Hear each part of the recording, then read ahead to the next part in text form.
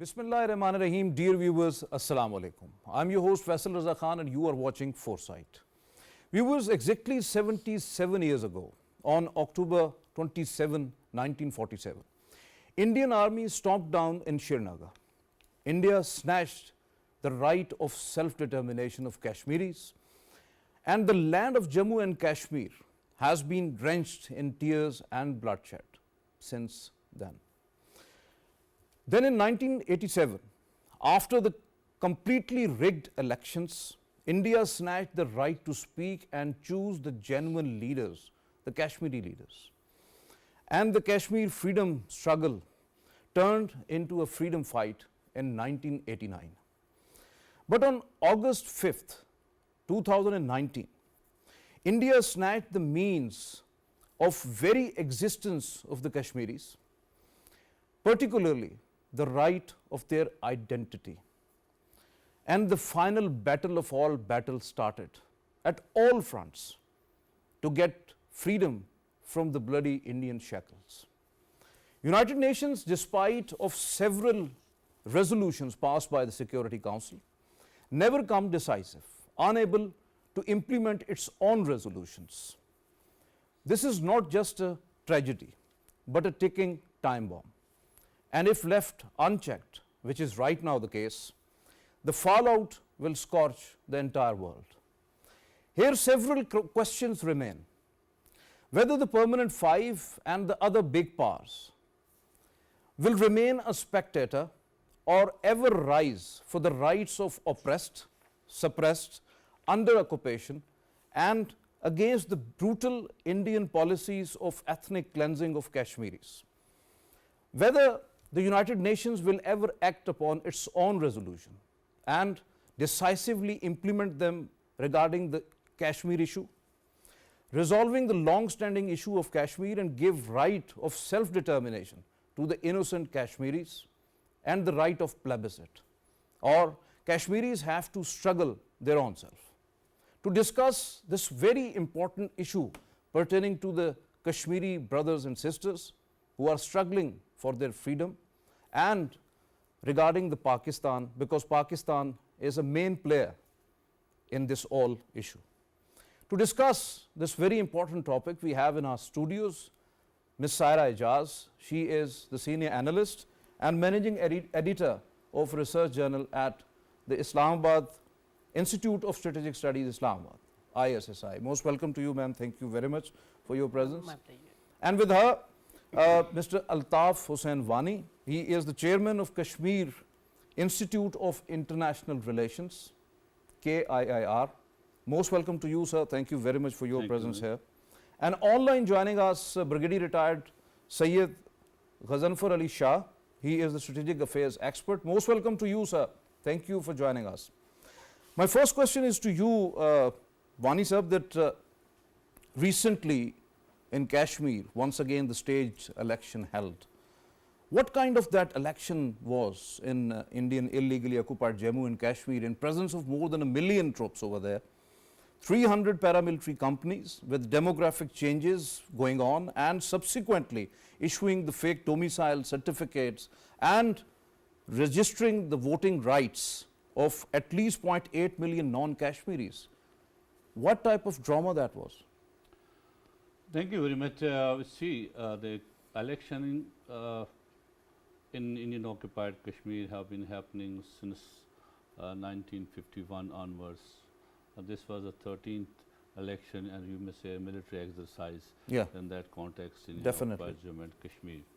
But these elections had a different context because these were held after a decade, because for last 6 years there was a governor's rule in Indian occupied Kashmir, and after the abrogation of Article 370 and 35A, this was the first election. On one hand, the Indian government was claiming, Modi government was claiming all over the world that there is normalcy in Kashmir. There is, we have started development in Kashmir, there is all-round development in Kashmir, and people of Kashmir have accepted the decisions of the BJP government of the abrogation of Article 370 and 35A. There was a very hue and cry of BJP and its leadership throughout Indian occupied Kashmir, also in the Indian media and in international media also, and India tried to convince the international community on it at different phases. You might have seen when they tried to have a G20 summit in some conferences in Kashmir and all that, and also arranged some tours of some diplomats from of friendly countries to Indian occupied Kashmir to show them that there is normalcy. But India failed in that context. But when you ask about these elections, in these elections, people of Kashmir were forced to have two different difficult choices. On one hand, they had to had one hand there was a cancer, and other hand there was headache. You must say the cancer was the BJP, and to defeat that cancer was very much essential for them. And to choose the headache was the lesser evil for them to choose headache. And by that way, they asked to the international conscience also that they have not accepted the decisions of the Delhi, what they took on 5th of August 2019 onwards, by abrogating these articles, by taking out their identity and all that. And so BJP, with all its hue and cry, with all its manipulations, making some changes in the assembly segments delimitation process, the way they did delimitation process, in that delimitation they had already established 31 seats of the Hindus, those non-Muslims, and then they gave some status to the Pahadis in Chenab Valley as well as in Pir Panchal Valley in order to get those seats, and they were expecting that they will get all these seats, 31 and plus these 8-9 seats, they will be up to 40, and then 5 of the seats will be from the governor, Lieutenant Governor, and slowly and steadily by all their allies in what they had pitched as independent candidates or different political parties, smaller political parties in occupied Kashmir. They were expecting this. But the people of Kashmir rejected all it, and they did not, they said that we don't like these concessions which government of India has given them at this point of time, as our identity, the basic identity of ours is at stake. So they defeated the BJP's narrative. So these elections, in any way, when we talk of elections in Kashmir, elections have never been a solution to the problem. Obviously, because of the United Nations resolutions. We'll talk on that later. Your point well taken. Saira, so-called elections, as Wani Sahab has rightly pointed out, in illegally occupied Jammu and Kashmir, witnessed high voter turnout, approximately 63%. But experts believe that this exercise was more a reflection of the residents' discontent with New Delhi, recent policies, particularly after the abrogation of Article 370 and 35A and rest of the policies going on, and rather than a demonstration of a genuine enthusiasm for the electoral process, because there was no enthusiasm on that account.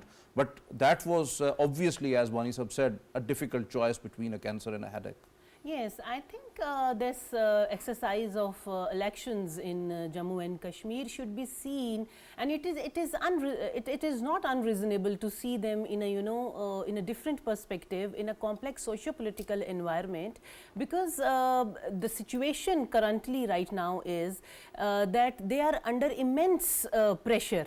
They are unhappy, they are being militarized for the last more than 7 decades, and I think there are several factors which are involved behind this so-called high turnover voters turnout.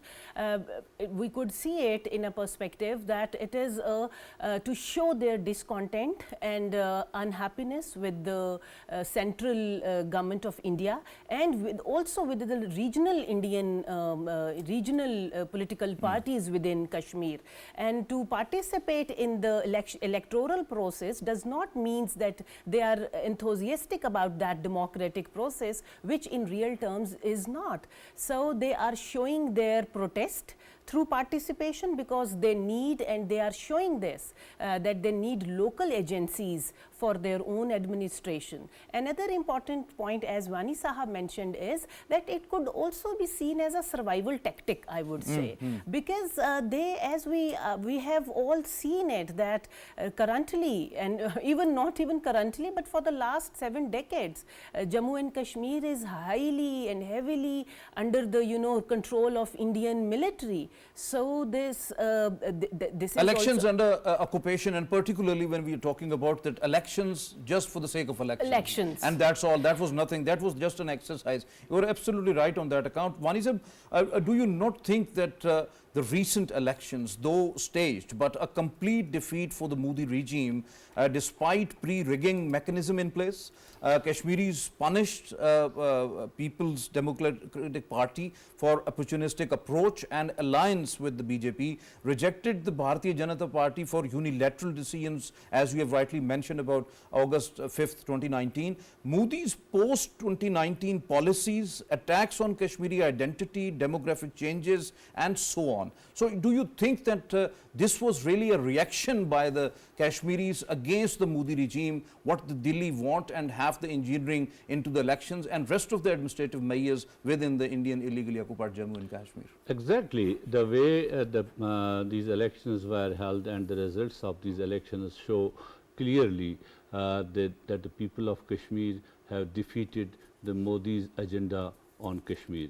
The Hindutva agenda which Modi wanted to implement in Kashmir, that was defeated, because we know from last 6 years the BJP government has done everything they could do in order to change the demographic of Indian occupied Jammu and Kashmir by issuing the new domicile certificates to the non-Kashmiris, giving the rights, voting rights to the refugees in Indian occupied Kashmir, and elevating the status of some of the minorities in Kashmir in order to currently to punish the Kashmiri speaking people, especially the valley people in all this. The BJP did everything to do it. Definitely. But when we come to the election results and all that, they saw it in the, firstly in the parliamentary elections, the way the people of Kashmir voted against those. BJP could not get any candidate even in Kashmir Valley, and also their voting turnout in the Jammu province was also very low, and they from 42% to 24% was their voting turnout in that Jammu. And then these assembly elections, as I already told you, that they had manipulated the and by gerrymandering they did what we call the delimitation process, and all that was done to achieve that figure of 45 plus for the BJP and to have a Hindu chief minister in Kashmir. Yes. Those all nefarious designs of the BJP were defeated by the people of Kashmir. As and I even you, when they have splitted the state into the union territories, they have tried their best to have divide between the Sikh community over there with the Hindu community, the Muslims and all that. So they have created that, but unfortunately that was not there. They created all those wedges to get benefit out of it. Obviously. That is why if there was a low turnout of votes in Kashmir, there would have been that BJP would have benefited from that, because it was a military exercise, though all those people protected from the military could vote easily. So what I told you earlier, that it was a decision of the people of Kashmir to choose between cancer and headache. Yeah, definitely. And they have also installed lots of independent candidates to saturate the voting pattern and all that. They did everything, but the people of Kashmir were very much, because we have been navigating all these things for last 77 years of the Indian rule. There were never held elections in Kashmir. There was always a selection. It was in 77 for the first time there were elections, which one can say those were rather elections, free and fair elections in 1977. Whenever the Delhi gave the people of Kashmir chance to vote for the people, they always rejected Delhi's people. They don't align themselves with the Delhi. Definitely. What kind of election when majority genuine leadership is incarcerated over there? The leadership of all parties who did conference, that's incarcerated. And also BJP government during this period of time, they had all these political leaders and political parties, they were banned. They were asked not to, they cannot hold their offices in Kashmir. They can't do anything. Media activists, lawyers, all others, they are behind bars, and lots of restrictions over there. Internet is not there. There is no movement. There was total suffocation for 6 years, long 6 years, total suffocation in Kashmir. Obviously. And these elections, they give a vent to the Kashmiri to express themselves. Yes. And Yes. they expressed themselves in a way, defeated the BJP's narrative on Kashmir. Definitely, they have defeated the narrative. And Brigadier retired GHAZANFAR sahab, what the puppet chief minister and his newly installed powerless government will be able to do in illegally occupied Jammu and Kashmir when Kashmir's special status snatched on August 5th, 2019. Now the territory is controlled by so-called installed lieutenant governor with special status and special powers, while Modi has the remote control in Delhi. So how do you expect even that the puppet government will be able to do something, or regarding particularly the just having some sort of a sigh of relief, or to have once again restoration of the some of the powers, or the Article 370 or 35A? Do you think so that it is going to be in coming days or in future? Thank you very much. You see, you talked about the election and election scenario very aptly. And the election scenario was that Narendra Modi, he wants to remote control Kashmir, and he wanted to have the choice of BJP, but the people of Kashmir have rejected it, and very elaborately it has been explained that why people have rejected it.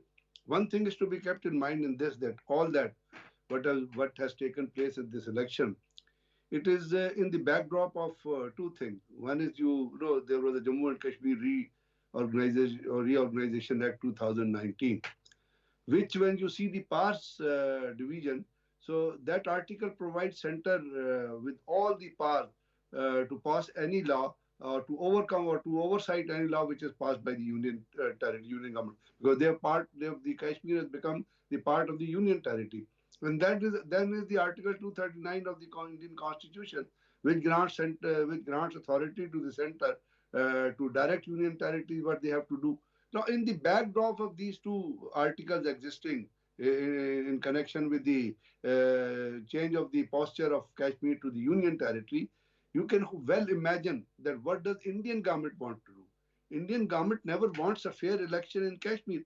You know, in Narendra Modi's first term, when he was elected as Prime Minister, he visited Srinagar and he visited Kashmir, and there he had doled out a massive money trail and budget for the Kashmiris, and there will be a tourism upside, there will be a mobility upside, there will be a mobile upside, there will be connections, there will be improvement in the industrial sector. But what happened? Did that money come to Kashmir?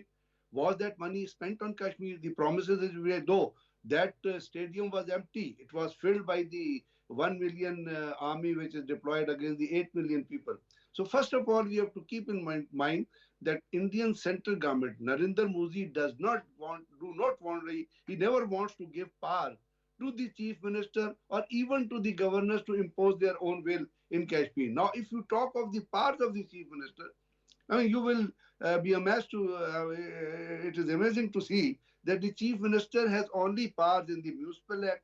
Chief minister will be having power in the Agricultural Act. Chief minister will be having power in election, education, those things which are very peripheral in nature.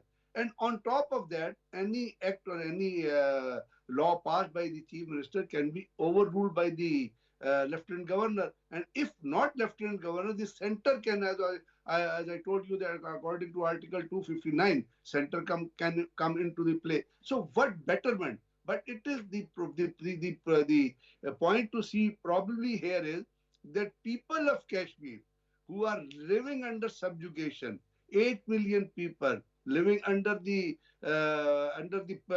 brutality of 1 million Indian terrorist army. Indian army is one of the army which has the reflection of IDF, Israeli Defense Forces, who are killing And you know what, the amount of casualty, the amount of shahadat in Gaza and southern Lebanon, you can, the same is the character of the Indian army.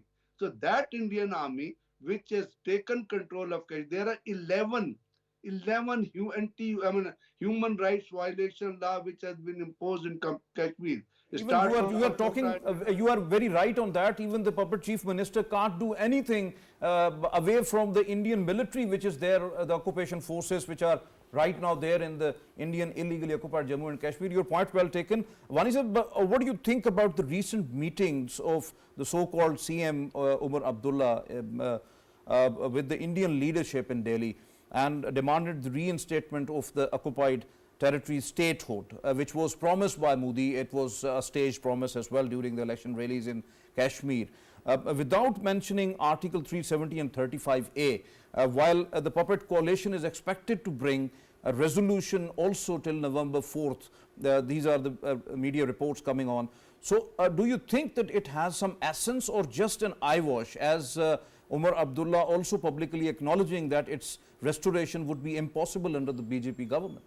See, as long as the BJP has done it, and they have done it everything through the parliament, and it will be, if it is to be revoked, it will be from the parliament. Definitely. So that looks very distant at this time, of point of time, that BJP is going to do it. As we saw earlier, before holding the elections in Kashmir, BJP saw that they had a defeat in Kashmir, they can't rule in Kashmir, so they shifted all the powers to the governor, and thereby to try to take control of the Kashmirs in their own hands directly.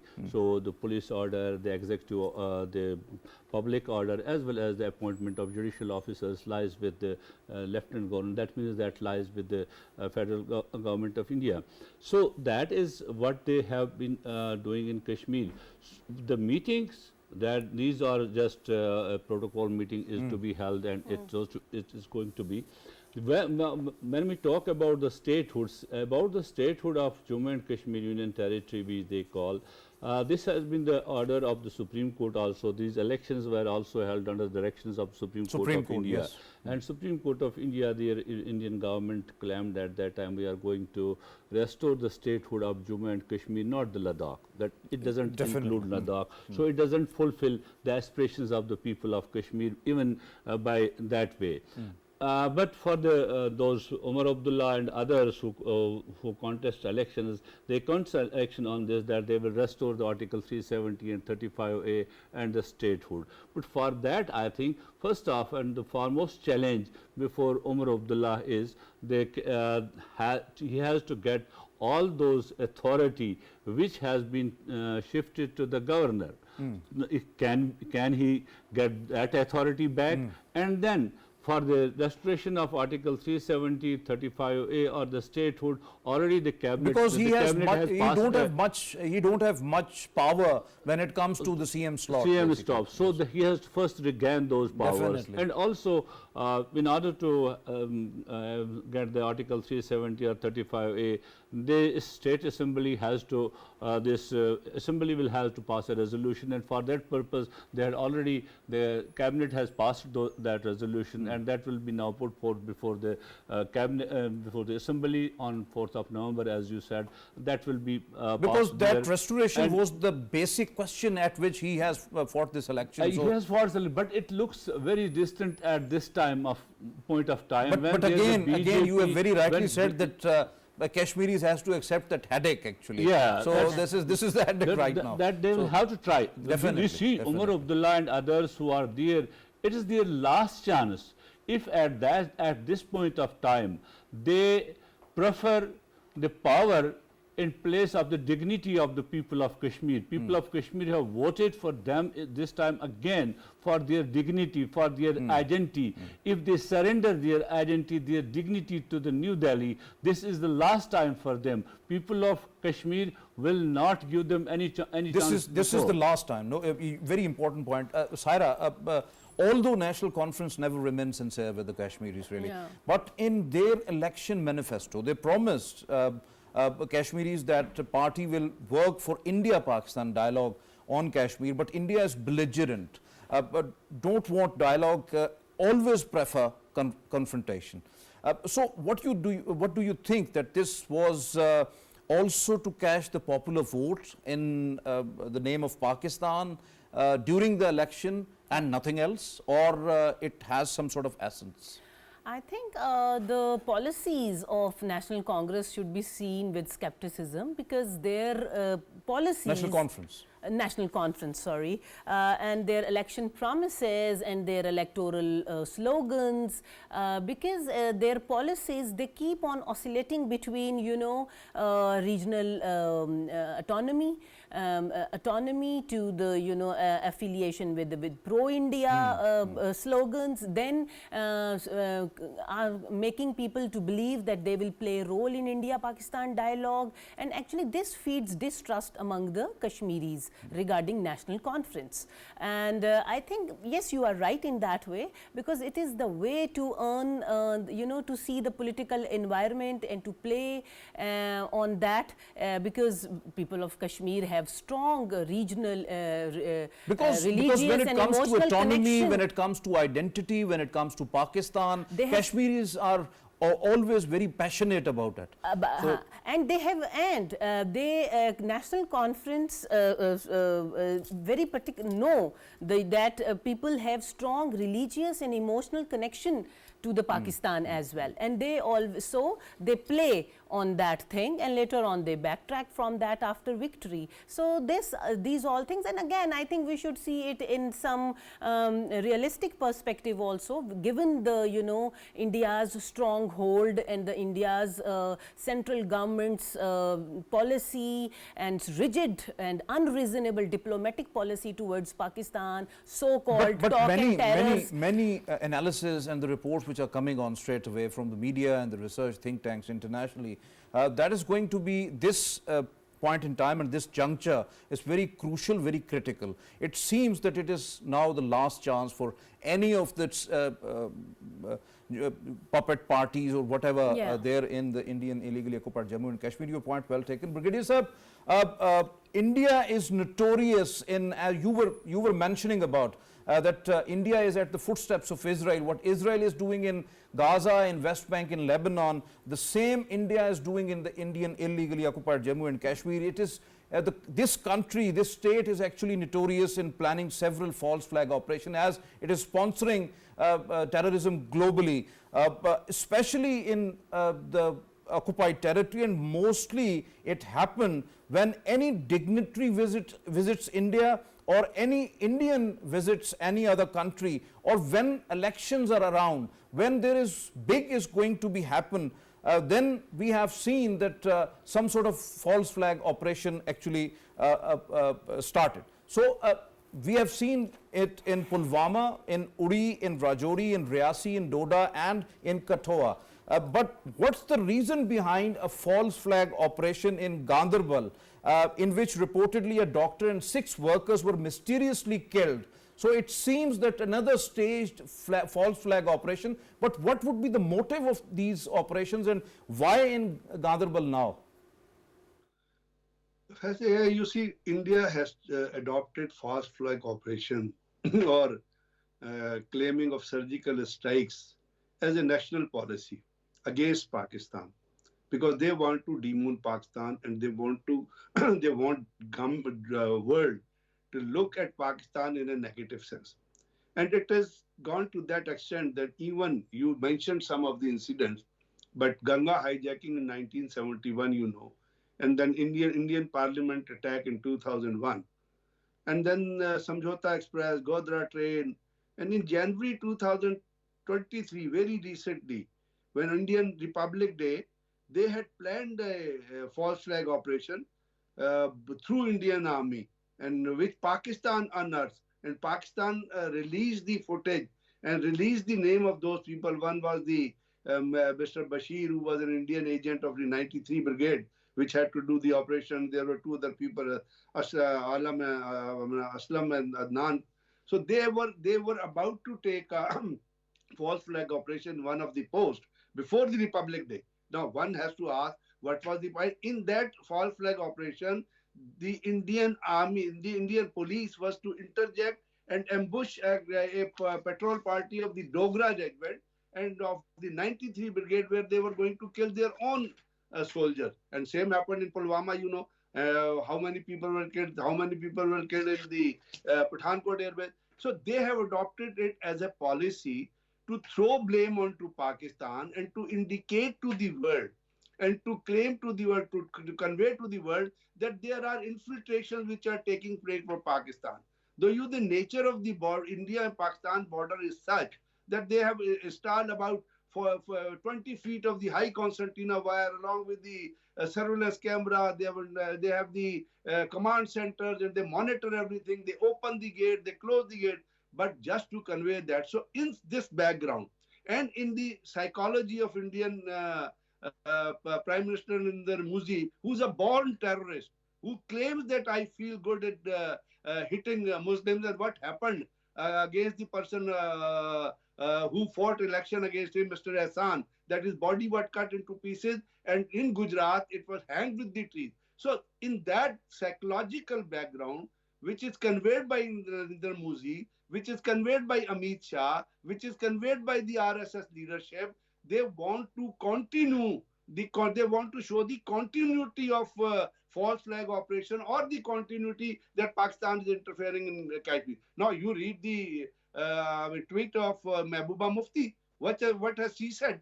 They were the laborers, and there was a doctor, and their camp was attacked, and it was well inside Indian Jammu and Kashmir. From you can see the distance from the border. So it is just to convey to the people in the context, as there is a lot of killing which is going in the Raza, there is a lot of brutality which is going in southern Lebanon, and people are raising false flag operations, especially in the areas where the freedom struggle going on against the Indian states, state particularly like Assam, Nagaland, in Manipur, in illegally occupied Jammu and Kashmir. Although Modi regime continuously using the intelligence agencies, the military and the media to plan, execute and propagate such operations, but what's the real motives behind this whole drama, as the BJP already lost the election in occupied territory and no more election drama is there? So then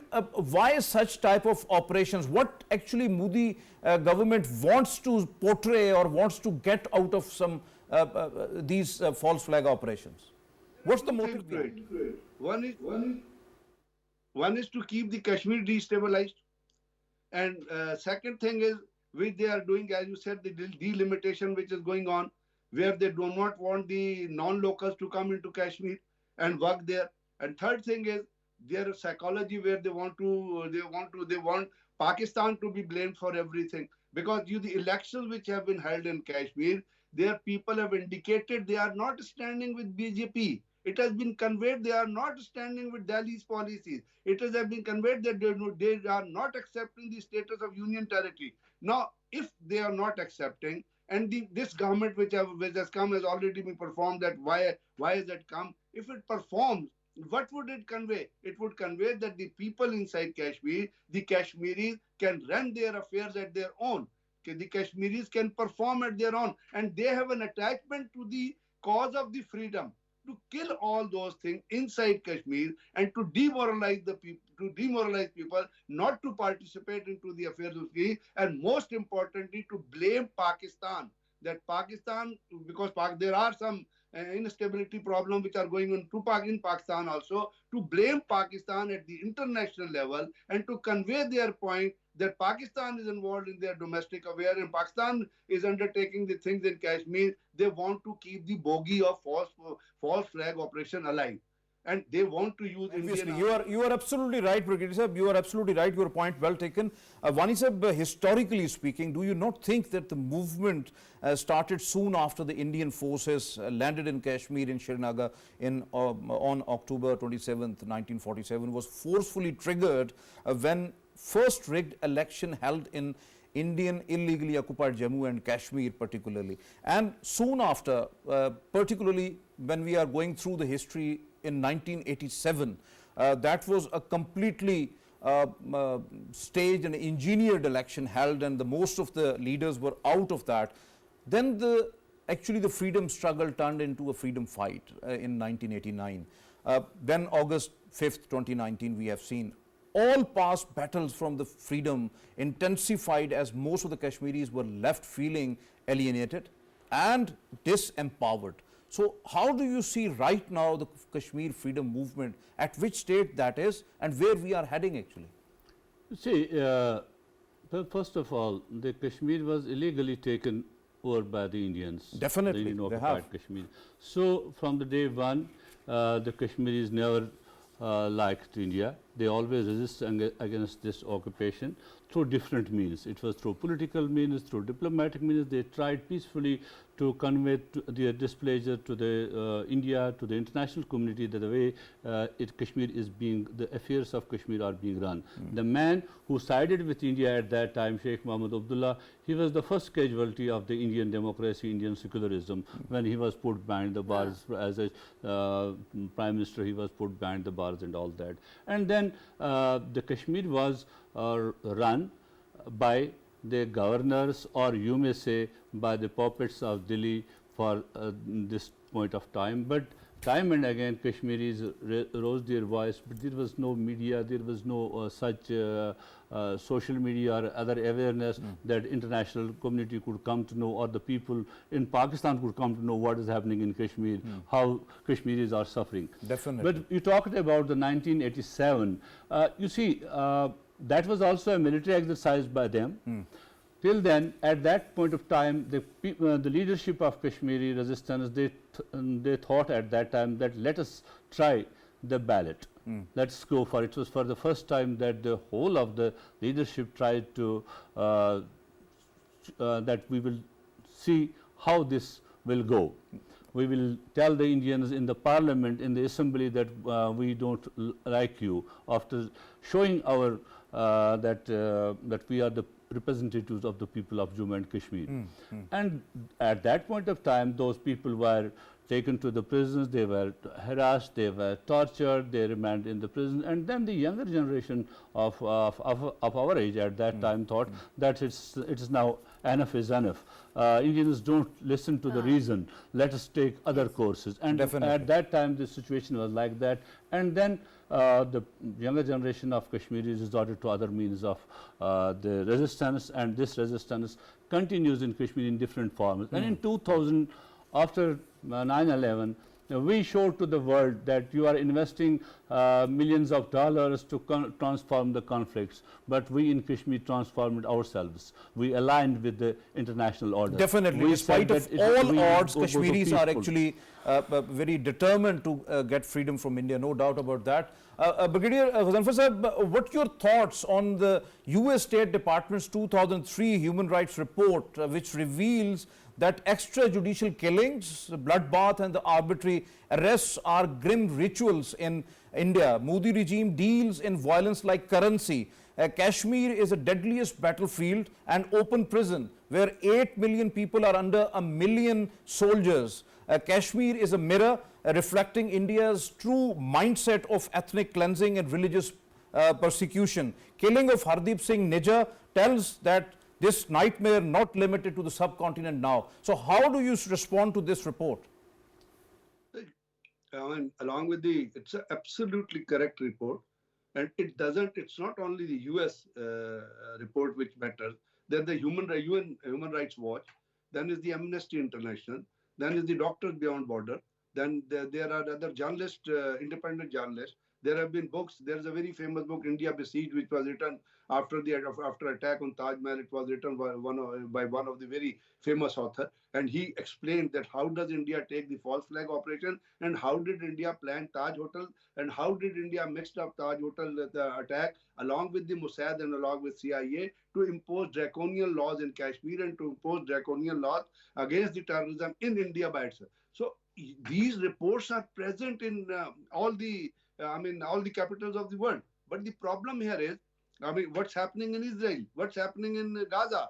There are, you read here, there also, you read all these organizations. I was reading a report by Doctor Beyond Borders in Gaza, which there were 3 American doctors, and they wrote in that report that minor babies were shot in the head and point blank range. And the similar thing is happening in Kashmir also. You know, there's a very famous report about the mass graves which were detected in Srinagar, which were detected in Poshpura. You are absolutely right. Absolutely right, Brigadier Retired GHAZANFAR Ali Shah Sahab. Thank you very much for joining us online, and very candid views you have given. Wani Sahab, why United Nations is unable to implement its own resolutions, more than 18 resolutions passed by the UN Security Council, and why UN is not coming decisive on Kashmir, why UN is not asserting itself? Where has UN come decisive in this period of time? We have not seen UN coming decisive. It is the big powers, their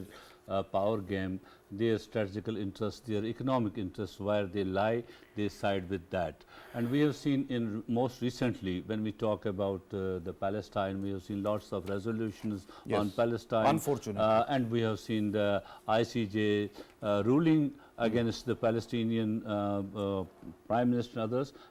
On the other hand, the Palestinian, Israeli leaders and Israel on the top of it, they had issued a notice against the travel of the United Nations Secretary General. So they don't accept anything because America and the West is at their back.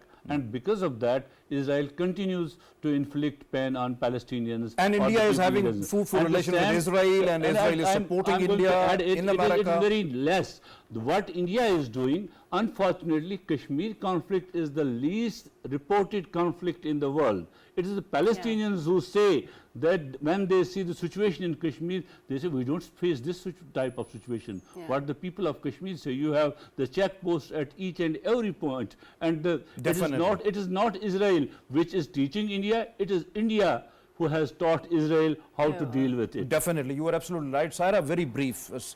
United Nations turned 79. There are lots of celebrations, and what to celebrate when two important issues left over in history, the Kashmir and the Palestine, even the Pakistani leadership, the President, the Prime Minister, the Foreign Minister, Deputy Prime Minister, urge United Nations, the world body, to respond to this crisis, what is happening in the Indian illegally occupied Jammu and Kashmir. Otherwise, it is going to be a huge nuclear flashpoint in South Asia. Yeah, I would briefly answer to it that this whole scenario of UN and the treatment and how UN has been responded to these two major issues actually exposes that how the international law is being selectively enforced by the major powers, and how it is the same international law is being used to shield from the accountability by those powers.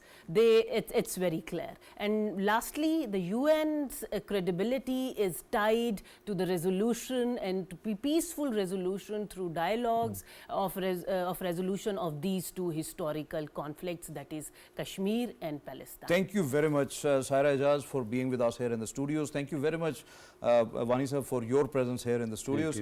Viewers, as you have just listened to our very worthy and learned panelists, and Modi's agenda is to defeat the recent staged elections. Modi is completely defeated over there.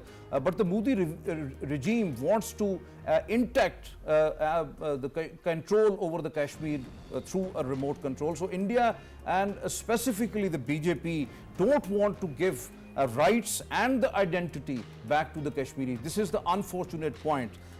False flag operations are actually to destabilize Indian illegally occupied Jammu and Kashmir, and they have the destructive plans for the Kashmir as it is happening unfortunately in Gaza and Lebanon. So Pakistan has to be vigilant not only regarding the false flag operations but the intent what Delhi has right now, and we have to diplomatically surge our efforts regarding the Kashmir issue, particularly the human rights violations and the right of self-determination, what was promised by the United Nations Security Council in its more than 18 resolutions. And international law is unfortunately selectively taken to have account, but not across the board.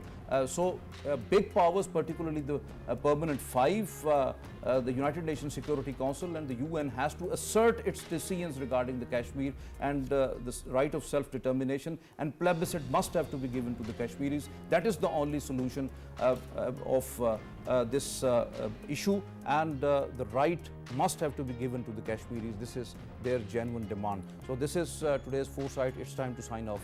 Allah Hafiz.